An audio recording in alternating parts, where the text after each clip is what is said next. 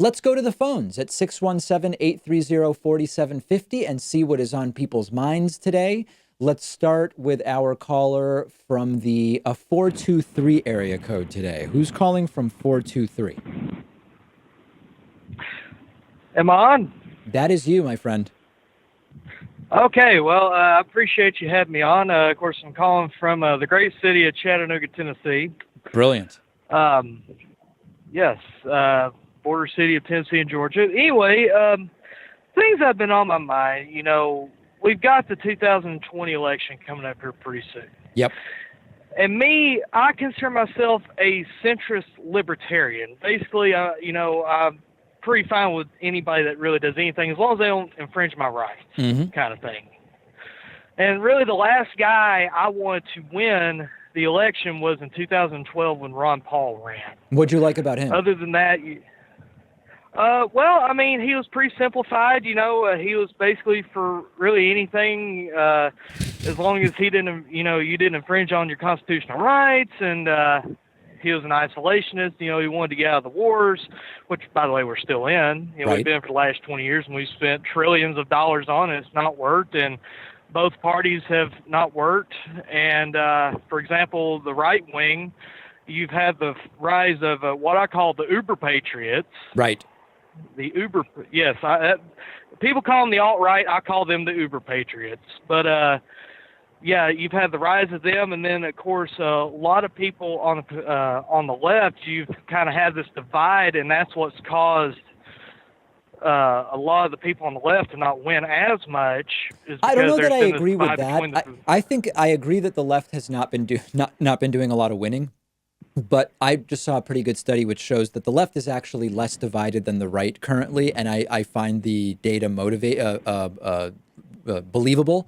So I don't know that I agree with your assessment that the left has been doing a lot of losing. I don't think it's because the left is divided, though. Right, and this past election, if Bernie had been in, I would have voted for him because he's the only one I actually somewhat liked. Okay. And Hillary, I didn't like her. I didn't like Trump or either of them. I actually made a long Facebook post about how actually, if you think about it, they're very well connected with each other. And honestly, I thought, it was a ploy to keep Bernie out of it. You think that, but so let's talk. What was a ploy to keep Bernie out? Trump running and Hillary being the nominee in total was a plot to prevent Bernie from being the president, you're saying?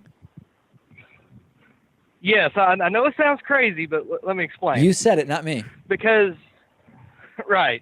Anyways, basically, I believe that because if you look at historically, they've been great friends for years, and all of a sudden, he decides to run as a Republican. And if you look at his political stances historically, he's a big flip-flopper. He doesn't stay with one party. He's never been consistent on anything. He doesn't stay with one woman. Yeah, I get it.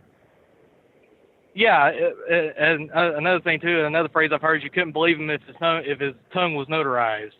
But anyways, and I believe but hold on a second. But so let me ask you. Let's get down to the nitty gritty of it. What overarching group or entity would coordinate both the Republican and the Democratic nominees in order to prevent Bernie from being president? Like who set that up? Well, I mean, the Democratic National Committee set it to where he would win. They heavily were for Clinton. Yes. And also too, she had the super PACs, which I'm heavily against. I believe we should get rid of.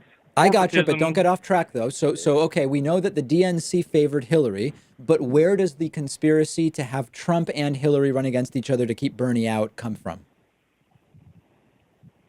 Well, I believe in a weird way that Trump might have bought his way onto the Republican nominee to I'm sorry if I'm not making any sense. It's not making sense. I think you're realizing it doesn't really make sense. Here's what happened.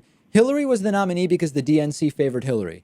Trump was the nominee because Republicans lost their minds and he was able to use the combination of clever nicknames and the idea of being an outsider to an electorate that was well primed to fall for it, partially because of their hatred for Obama. I think that they were two different things that took place. I don't agree with your assessment that there was a unified conspiracy for it to be Trump versus Hillary so that Bernie wouldn't be president. That's my view. Actually, well, I appreciate that. You actually helped me clarify it a little bit. I've just been kind of confused over this. All right, good. Well, I'm glad to allay your confusion, and I really appreciate the call, but I've got to move on because I've got a bunch of people who want to get on here today.